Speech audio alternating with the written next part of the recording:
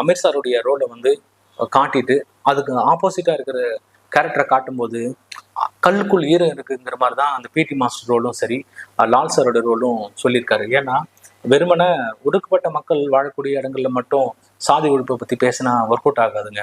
ஆப்போசிட்ல இருந்து பேசணும். ஆப்போசிட் தரப்புல இருந்து பேசும்போது தான் அதுக்கான தீர்வு கிடைக்கும் அப்படிங்கிறத உணர்ந்திருக்காரு. ஏன்னா அனுபவ ரீதியாகவும் சரி, அவர் வாசித்த புத்தகங்கள் வாயிலாகவும் சரி, அதை உணர்ந்ததுனால தான் இப்படியான ஒரு படைப்பு அவர்கிட்ட இருந்து வருது. அதுல ஒரு 2-3 வசனங்களை பத்தி நான் பேசிதான் ஆகணும்.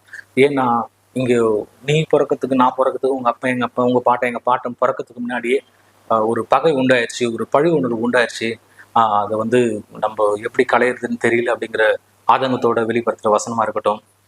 நீ வந்து அவன் காலை பிடிச்சி கையை பிடிச்சி மேலே வந்த கோட்டாவில் தான் மேலே வந்தேன்னு சொல்றாங்கன்னா அவங்கள பார்த்து நீ பயப்படாத, உன் திறமையை மட்டும் நம்புன்னு சொல்லி பேசுறதா இருக்கட்டும். ஸ்போர்ட்ஸ்ல வந்து ஜாதியை பார்க்காதுன்னு சொல்ற அந்த போர்ஷனா இருக்கட்டும், ரொம்ப சூப்பரா பேசியிருக்கு வசனங்கள். இன்னொரு முக்கியமான வசனம் வந்து இங்க என்ன பிரச்சனைங்கிறத விட எந்த 2 பேருக்கு நடுவில் பிரச்சனைங்கிறத மாரி செல்வராஜ் வந்து சூப்பரா ஹேண்டில் பண்ணியிருக்காரு.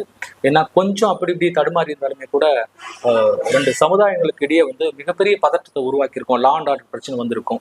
அதெல்லாம் தெரிஞ்சுதான் வந்து எங்கேயுமே அந்த மாதிரி வந்துடக்கூடாதுங்கிற ரொம்ப கவனமா கையாண்டிருக்காங்கன்னா, ஆப்போசிட் கேரக்டர் போர்ட்ரேட் பண்ணும்போது தப்பா போர்ட்ரேட் பண்ணாம சூழ்நிலை தான் வந்து கத்தி எடுக்க வச்சுது, அந்த சண்டை செய்ய வச்சுது அப்படின்னு சொல்லி நீங்க ஜஸ்டிஃபை பண்ணிக்கிறது அந்த விஷயம் வந்து சூப்பரா இருக்குங்க.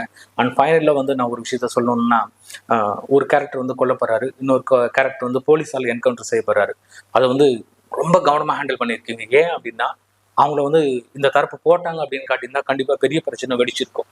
அதை நீங்க சமுதாய பொறுப்போடு சமுதாய அக்கறையோடு நீங்க கையாண்ட விதம் அப்ளாஸ் அப்ளாஸுங்க. உண்மையிலே மாரி செல்வராஜ் இந்த படம் வந்து நல்ல படமா வந்திருக்கு. படம் கண்டிப்பா இந்த தீபாவளிக்கு ஹிட் படம் இருந்தான் அப்படின்னு தான் சொல்லுவேன் நான்.